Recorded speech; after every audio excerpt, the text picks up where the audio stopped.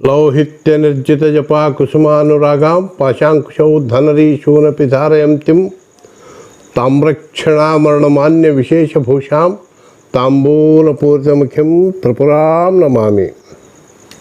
ಕಿರೀಟಂ ವೈರಿಂಚಂ ಪರಿಹರಪುರಃ ಖೈಟಬಬಿದಃ ಕಠೋರೆ ಕೋಠಿರೆ ಸ್ಖಲಿಸಿಜಹಿ ಜಂಭಾರಿಮುಕುಟಂ ಪ್ರಣಮ್ರಷ್ಟೇ ತೇಷು ಪ್ರಸವಮುಪಯಾತಶ್ಚ ಭವನಂ ಭವಶ್ಯಾಭ್ಯುತ್ಥಾನೆ ತವ ಪರಿಜನೋಕ್ತಿರ್ ವಿಜಯತೆ ವಿಜಯತೆ ವಿಜಯತೆ. ಓಂ ಸ್ವಸ್ತಿ. ಶ್ರೀ ಗುರುಭ್ಯೋ ನಮಃ. ಹರಿ ಓಂ.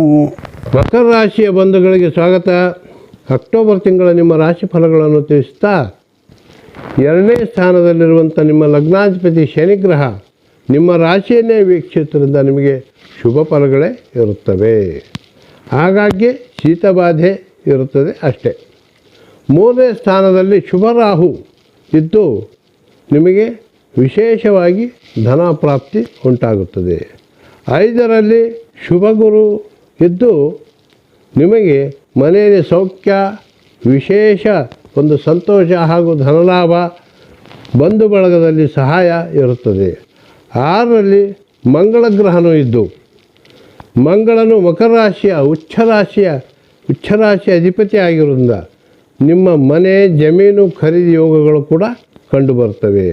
9ನೇ ಸ್ಥಾನದಲ್ಲಿ ಕನ್ಯಾ ರಾಶಿಯಲ್ಲಿರುವಂಥ ರವಿ ಬುಧ ಕೇತು ಗ್ರಹಗಳಿಂದ ನಿಮಗೆ ಎಲ್ಲ ಕಾರ್ಯಗಳಲ್ಲಿಯೂ ದೈವ ಅನುಗ್ರಹ ಹಾಗೂ ಧನಪ್ರಾಪ್ತಿ ಇರುತ್ತದೆ. 10ರಲ್ಲಿ ಶುಕ್ರ ಗ್ರಹನಿಂದು ದಿನಾಂಕ 12ರಂದು 11ನೇ ಲಾಭಸ್ಥಾನವಾದಂಥ ವೃಶ್ಚಿಕ ರಾಶಿಗೆ ಪ್ರವೇಶ ಮಾಡೋದ್ರಿಂದ ನಿಮಗೆ ಅಪೂರ್ವವಾದ ಧನಲಾಭಗಳು ಕಂಡುಬರುತ್ತವೆ. ನಿಮ್ಮ ಅದೃಷ್ಟದ ಹರಳು ಇಂದ್ರನೀಲಮಣಿ.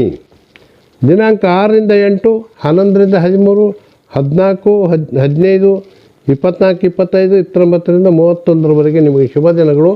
ಶುಭವಾಗಲಿ. ಸರ್ವೇ ಜನಾಃ ಸುಖಿನೋ ಭವಂತು, ಸಮಸ್ತ ಸನ್ಮಂಗಲಾನಿ ಭವಂತು.